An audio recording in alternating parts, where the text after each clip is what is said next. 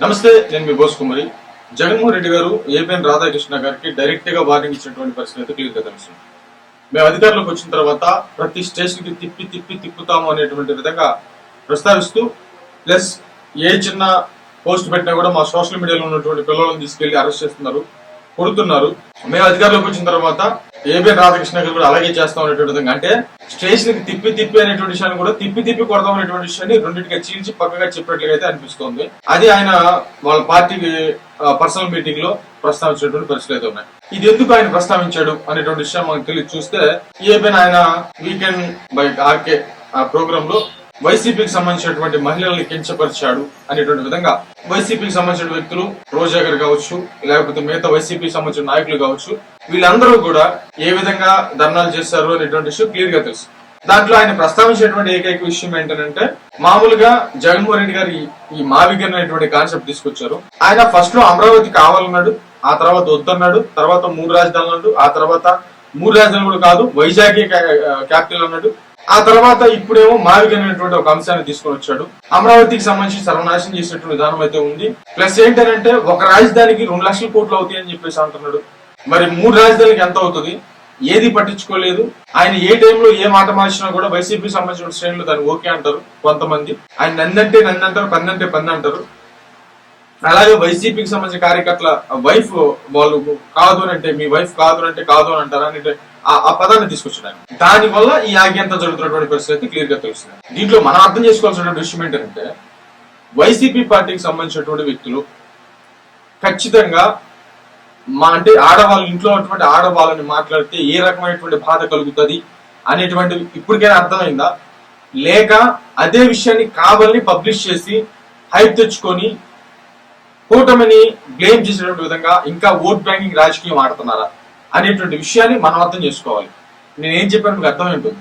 మళ్ళీ చెప్తాను చూడండి, నిజంగా ఆడవాళ్ళని ఆ విధంగా మాట్లాడారు కాబట్టి ఖచ్చితంగా అది వ్యతిరేకించేటువంటి ప్రయత్నం చేశారా? కోపం వచ్చిందా?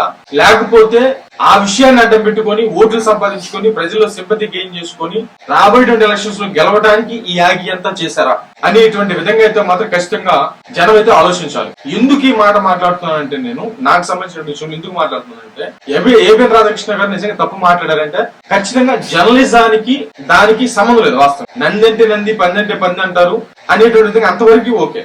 కానీ భార్యలు పర్సనల్ విధానాలు తీసుకురావడంలో జర్నలిజంలో లేదు, ఆయన తీసుకొచ్చాడు కాబట్టి తప్పే. కాకపోతే ఇక్కడ అర్థం చేసుకోవాల్సిన విషయం ఏంటంటే, ఆడవాళ్ళతోనే కదా రాజకీయం చేసింది. ఇప్పుడు జగన్మోహన్ రెడ్డి గారు ఏమంటారు? మామూలుగా ఆ కూటమికి సంబంధించినటువంటి చంద్రబాబు నాయుడు గారు కానీ, లోకేష్ గారు కానీ దత్తపుత్రుడు అని చెప్పేసి మాట్లాడాడు. దత్తపుత్రుడు ఏం చేస్తున్నారు? ఆడవాళ్ళని అవమానిస్తుంటే అనేటువంటి విధంగా మాట్లాడుతున్నారు. అసలు ఆడవాళ్ళని కార్లతో పోల్చింది జగన్మోహన్ రెడ్డి గారే కదా. మామూలుగా పవన్ కళ్యాణ్ గారి పర్సనల్ జీవితం గురించి మాట్లాడి భార్యలు, పెళ్లిళ్ళు, పెళ్ళాలు అని చెప్పేసి మాట్లాడినటువంటి వ్యక్తి జగన్మోహన్ రెడ్డి గారు కదా. మామూలుగా ఆయన పర్సనల్ జీవితంలో ఉన్నటువంటి ఆడవాళ్ళ గురించి మాట్లాడేది జగన్మోహన్ రెడ్డి గారు కదా.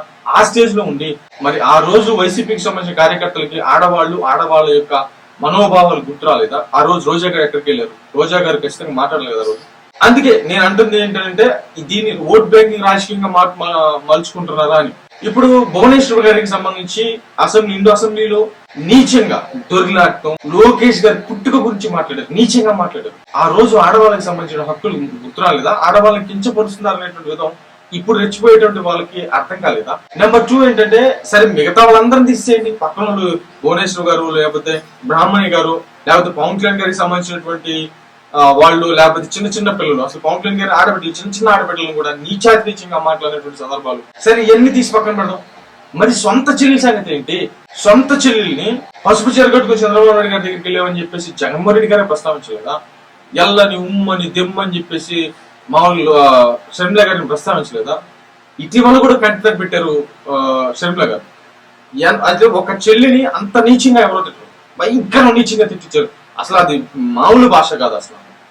ప్లస్ సునీత గారిని, ఇంకో చెల్లి అయినటువంటి సునీత గారిని నీచంగా ఈ రోజు కూడా తిట్టిస్తున్నటువంటి పరిస్థితులు ఉన్నాయి. మరి వాళ్ళకి ఇది గుర్తురాలేదా? రోజా గారికి కానీ, ఆ ధర్నాలు చేసేటువంటి వాళ్ళకి కానీ, సోషల్ మీడియా రెచ్చిపోయేటువంటి వాళ్ళకి గుర్తురాలేదా? ఇప్పుడు ఏపీఎన్ రాధాకృష్ణ చేసింది తప్పని చెప్పండి, వీళ్ళు చేసింది గౌరవం అని చెప్పండి, వీళ్ళు కూడా చేసింది తప్పని చెప్పండి, అది రైట్ అవుతుంది. జర్నలిజానికి మామూలుగా వైసీపీకి సంబంధించిన కార్యకర్తలు మీ భార్యలు కాదు అన్నటువంటి మాట మాట్లాడారు ఆయన.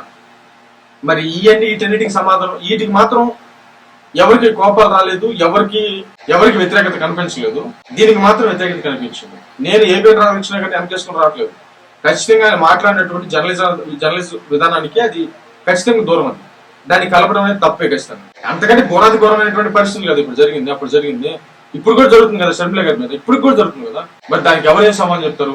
అంతేందుకు చెల్లెలు తీసేయండి, సొంత తల్లి కన్న తల్లి విజయమ్మ గారికి సంబంధించి ఏం మాట్లాడుతున్నారు మరి వాటిని ఏమనాలి? వీటన్నిటి కూడా సమాధానం ఎవరు చెప్తారు? అందుకే నేనేమంటున్నా అంటే, మామూలుగా వైసీపీ పార్టీ అధికారంలో ఉన్నటువంటి టైంలోనో లేకపోతే వాళ్ళ ఆడవాళ్ళని కించపరిచినప్పుడు నీచంగా భయంకర నీచంగా, ప్లస్ కూటమికి సంబంధించినటువంటి ఏ పార్టీలైనా సరే విపరీతంగా దూషిస్తూ ఉంటే అప్పుడు ఏమి మాట్లాడినటువంటి వ్యక్తులు ఇప్పుడు వచ్చి ఈ ఒక్క మాటకి ఎంత పెద్ద లెవెల్లో రెచ్చిపోతున్నారు అని అంటే, ఇది ఓట్ బ్యాంకింగ్ రాజకీయం కాక నిజమైనటువంటి ధర్నాలు అవుతాయా, నిజమైనటువంటి ఆడవాళ్ళ మీద ప్రేమలు అవుతాయా అనేటువంటి విషయం డౌట్ వస్తుంది అనేటువంటి చాలా మంది ప్రస్తావిస్తున్నారు సోషల్ మీడియా వేదికగా.